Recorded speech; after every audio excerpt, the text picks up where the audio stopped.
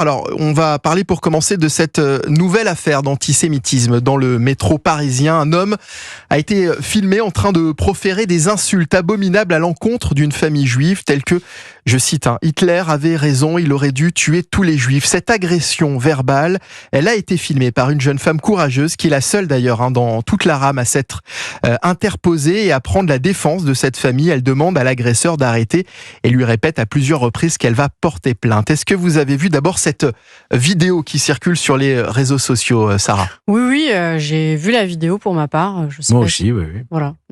C'était clairement effrayant quand on voit les effrayant, propos mais qui sont tenus il me semble que c'était il y a 2 ou 3 jours. On a eu quasiment la même chose à Montpellier avec personne qui est intervenu. Donc on voit que ça devient monnaie courante. Et Gérald Darmanin parlait de 1200 actes antisémites qui ont été recensés depuis le 7 octobre. Je pense qu'il y en a beaucoup plus parce qu'il n'y a pas de dépôt de plainte et de signalement à chaque fois. Donc si ça se trouve, ce chiffre est sous-évalué. Et pour Montpellier, l'auteur a été condamné à 1 an de prison ferme. Son avocate a plaidé qu'il passait beaucoup de temps sur TikTok. Bon, je ne savais pas que TikTok rendait antisémite, mais vous voyez, je vois qu'il y a surtout beaucoup de bêtises, beaucoup d'ignorance. Et là, on peut quand même saluer le courage de cette jeune fille qui a été la seule à faire quelque chose. Et vous avez raison sur le fait que, que les chiffres sont certainement sous-évalués parce que évidemment que si cette agression n'avait pas été filmée, on n'en parlerait pas aujourd'hui. Oui, c'est ce qu'on appelle, je crois, genre le chiffre noir de la délinquance. Il y a tout ce qui n'est pas... Qui hésite à déposer plainte, tu dis à quoi ça va servir, on va pas l'identifier, on craint des représailles, donc on préfère abandonner, bien sûr. Surtout que ce n'est pas la famille visée qui porte plainte, mais la jeune fille qui a filmé la scène. Mais c'est la seule qui a été courageuse, et vous voyez, c'est peut-être un peu bête ce que je veux dire, mais souvent on pense que c'est un homme qui va s'interposer et tout. Là, c'est une jeune fille qui avait peut-être aussi très peur, qui a eu le courage de se lever. On peut quand même le saluer. À Montpellier, il n'y a pas une seule personne qui a fait quelque chose. Et finalement, il y a souvent des actes antisémites et pas souvent de condamnations qui sont montrées publiquement. Et là, je regardais, le 6 novembre 2023, il y a une femme qui a été condamnée, elle avait 18 ans, elle a été condamnée par le tribunal d'Avignon et elle le dit clairement. J'ai vu l'étoile de David et j'ai craché. Il y a une haine des Juifs qui est extrêmement forte. Donc, voilà, là, c'était... elle dit, je déteste Israël. J'ai vu l'étoile de David, j'ai pensé à Israël et j'ai craché. Donc, c'est pas nouveau. C'est juste qu'il y en a de plus en plus. Ayant pris connaissance de cette vidéo, le préfet de police a immédiatement signalé les faits à la procureure de la République de Paris. Le préfet de police a demandé à ses effectifs que tous les moyens soient mis en œuvre pour retrouver l'auteur de ces propos abjects. Il y a cette réaction rapide sur les réseaux sociaux. Après, sera-t-elle suivie réellement de faits, Georges Fenech? Ouais, moi, j'ai vu la vidéo, on le voit très bien, en fait. Il est parfaitement identifiable. Donc, je ne doute pas que les fonctionnaires, les enquêteurs vont l'identifier le plus rapidement possible. Mais on voit bien que c'est un individu qui a un problème psychiatrique apparemment, enfin psychiatrique, qui a des troubles en tout cas. Il n'a pas l'air totalement pour faire ça, il ne faut pas être complètement net. Il ne faut pas être net. On voit bien qu'il a un côté un peu marginal. On voit bien sa façon de parler. C'est un personnage peu recommandable. On le voit bien, quoi. Mais alors, c'est d'autant plus courageux de la part de cette jeune femme d'avoir résisté par rapport à un personnage qui en plus qui aurait pu avoir un couteau, est grand de taille, était impressionnant et qui aurait pu peut-être sortir effectivement un couteau. Donc il faut saluer son courage. Oui, parce qu'on voit qu'il est imprévisible. Et il y a rien. Ça fait extrêmement peur de se dire il peut tout faire. On est dans le champ des possibles. Donc vous avez raison de le souligner. Il a l'air imprévisible. Il n'a pas l'air non plus dans son état normal. Est-ce que ça peut d'ailleurs jouer en sa faveur, ça? Non, certainement pas. Sauf s'il est déclaré irresponsable pénalement. C'est d'où ma question. S'il est imprégné d'alcool, l'alcool n'est pas une circonstance atténuante. Au contraire.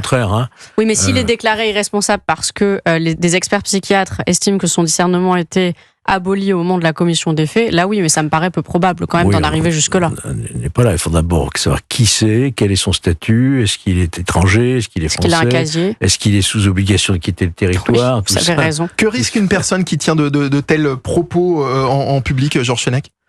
Il faudrait voir les pénalités précisément. Ça doit tourner autour de 2 ans, je pense. Je dirais 1 an et 4 ans. 1 an ou 2 ans. Enfin, moins de 5 ans, ça c'est sûr. Ouais. Alors, vous avez effectivement... Je dirais 1 an, 45 000, mais à vérifier. 1 an et 45 000 euros d'amende. C'est ça. 1 an et 45 000 euros d'amende. Non, il faut que je vérifie. Mais c'est bien quand les peines sont prononcées, comme vous avez cité. Ça, c'est le maximal que je vous dis. Sarah, vous avez cité une condamnation qui a été ferme, là, apparemment. 1 an ferme pour Montpellier, Il y a eu 2 ans de prison, dont 1 an ferme. Alors moi, ce que je vois, c'est Ouest France, agression antisémite à Montpellier, l'auteur condamné à 1 an de prison ferme. Ouais, alors a priori, ce serait une peine qui pourrait être aménagée aussi. Ah bah oui, c'est moins de 2 ans. Donc ça, moins de 2 ans. Alors, plus inquiétant, on le disait aussi, c'est l'absence de réaction des autres personnes dans le métro. Qu'est-ce que ça révèle aujourd'hui de notre société ? Une société que l'on disait pourtant unie et soudée lors des Jeux Olympiques. Il y a une peur. Enfin, qu'est-ce qui se passe à ce moment-là dans la tête des gens ? Regardez, quand une femme se fait violer dans le RER, souvent on nous dit personne n'a réagi, personne n'a bougé, personne n'a rien fait. Donc tout le monde, c'est l'irresponsabilité individuelle au profit du groupe. On se dit le groupe est responsable, c'est à l'autre d'agir. Au final, personne n'agit. Georges ? Je ne sais pas si je l'ai bien exprimé, mais vous avez compris ce que je voulais dire. Moi, je ne peux pas blâmer, si vous voulez, parce que vous ne pouvez pas non plus demander à des citoyens lambda de se comporter en héros. Voilà. Il y en a qui sont des héros, effectivement, parce qu'ils risquent leur vie pour porter secours. Mais il y en a d'autres qui n'ont pas le courage de le faire. Et pourtant, faut-il les blâmer ? Certes, on peut dire, vous auriez quand même pu faire quelque chose. Mais entre le dire et puis être dans l'action face à des individus extrêmement déterminés, dangereux, limite psychiatriques, qui sont peut-être armés d'un couteau, est-ce qu'on doit blâmer ? Non, moi ce que je pense qu'il faut, c'est sécuriser ces transports. On pourrait imaginer, ils sont déjà sécurisés, mais on pourrait imaginer, par exemple, des alarmes, des boutons d'alarme dans chaque wagon du métro. Une affaire comme celle-ci, qu'on puisse immédiatement déclencher une alarme. Vous voyez, comme ça existe dans les trains, d'ailleurs. Dans le métro, ça n'existe pas. Ça n'existe pas. Alors, juste sur la provocation à la discrimination, la haine et à la violence raciste, c'est bien, lorsqu'elle est publique, 1 an d'emprisonnement, 45 000 € d'amende. Donc c'est bien ce qu'on avait dit. Oui, c'est ça, c'est 1 an et 45 000 €. Il y a évidemment cet antisémitisme. Comment lutter contre cet antisémitisme et surtout cette importation aujourd'hui du conflit dans notre pays ? On fait d'abord des amalgames entre juifs et israéliens. Comment lutter contre cette idéologie aussi totalement prise en étau par la propagande du Hamas et qui est acquise aujourd'hui par une certaine branche de notre population. Vous savez, il y a aussi l'exemplarité de nos dirigeants politiques. Quand vous avez des personnalités, certaines personnalités de la France insoumise qui nous expliquent que le Hamas est un mouvement de résistance, que ce que le Hamas fait est légitime, il ne faut pas s'étonner que de l'autre côté, vous avez des personnes qui reprennent à leur compte ces propos et qui leur donnent du crédit. Donc il y a aussi peut-être quelque chose à faire à l'Assemblée nationale pour éviter de propager des théories anti-Israël. Georges Fenech ? Comment fait-on ? C'est une question. D'abord, il faut rappeler que la communauté, disons, juive, la religion juive, est la plus victime d'actes anti-religieux par rapport à sa population.